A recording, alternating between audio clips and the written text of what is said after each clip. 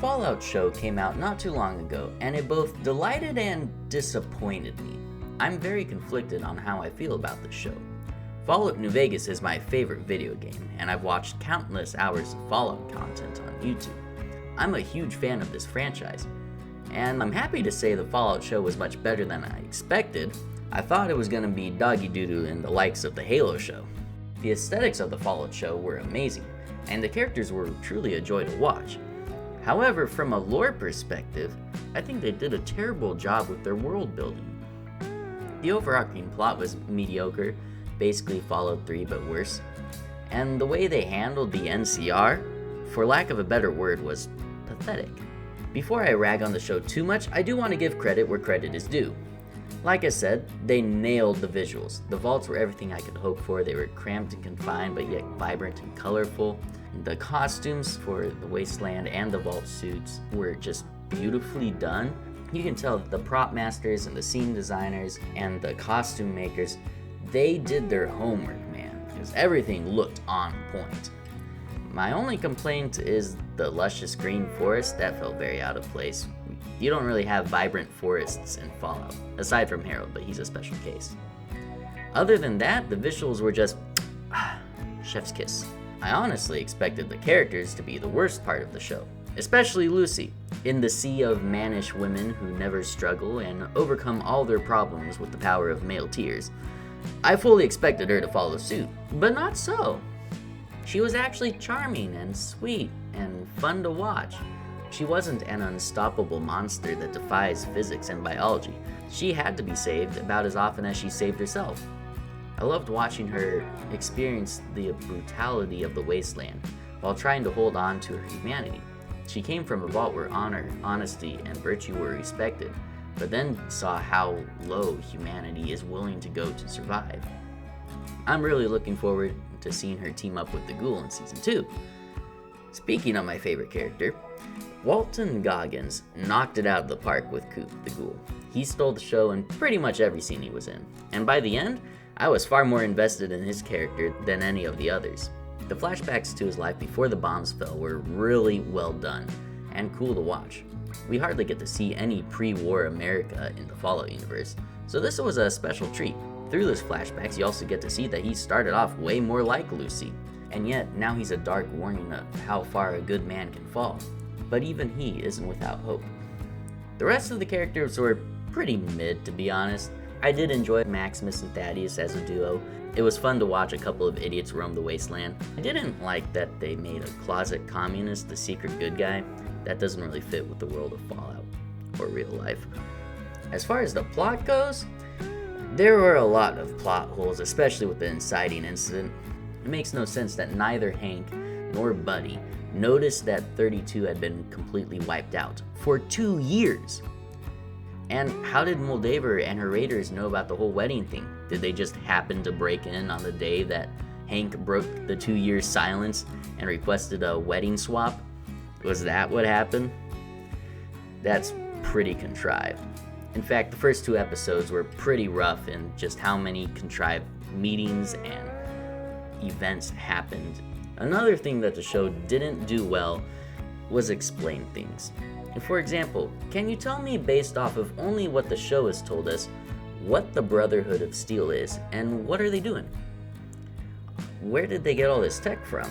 Were they former military or something? Or were they just a bunch of survivors who later found the military gear? Who knows? We don't know their origins. If they have all this firepower, then why aren't they the ruling faction? There doesn't appear to be any semblance of government in the Wasteland besides the Brotherhood, so why aren't they in charge? The show doesn't say. Why do they use titles like Knight and Squire? Were they big D&D fans? The show doesn't tell us anything.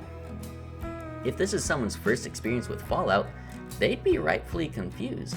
If you're gonna include factions like the Brotherhood, you should really give more of an explanation of who they are beyond just dudes with power armor. A simple conversation between Maximus and Lucy would have been really easy to do, and it would have felt really natural as she has no clue who they are either. And now we come to the biggest offense: how they handled the NCR.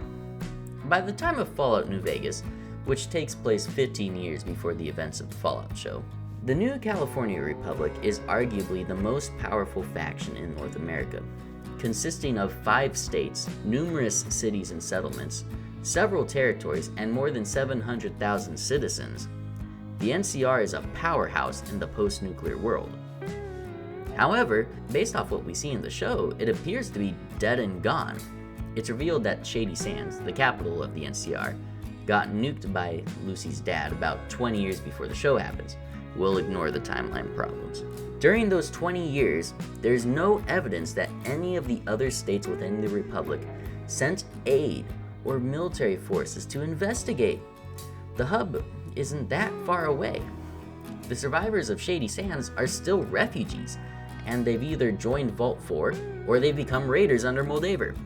You're telling me that none of the generals in the NCR army sent anyone to check up on why they lost contact? There were no efforts to rebuild.